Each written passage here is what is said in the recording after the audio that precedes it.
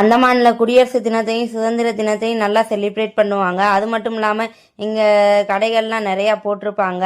அது கம்மியான ரேட்டில் கொடுப்பாங்க, நம்ம சீப்பான ரேட்டில் கொடுப்பாங்க.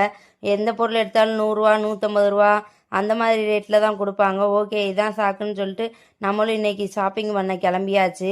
ஓகே, இங்கே போகிற வழியில் ஒரு ட்ரெஸ்ஸு கடைக்கு முன்னாடி இங்கே போட்டிருந்தாங்க ட்ரெஸ்ஸு எல்லாமே.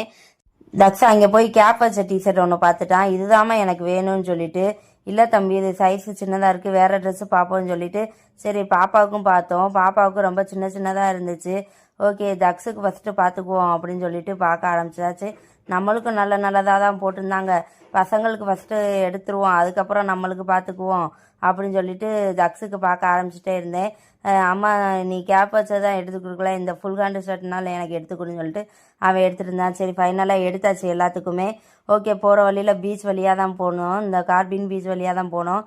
நல்ல வியூலாம் சூப்பராக இருந்துச்சு.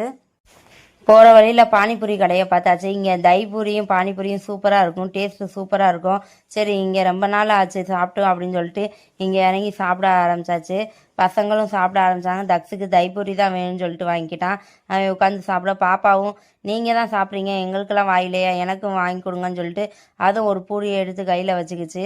ஓகே, பஜாருக்கு போனோம். பஜாரில் பார்த்தோன்னா கூட்டம், சரியான கூட்டம். எங்கடா இதுக்கு உள்ளே போயிட்டு வர முடியுமா அப்படின்னு சொல்லிட்டு தான் நான் உள்ளக்க நுழைஞ்சேன்.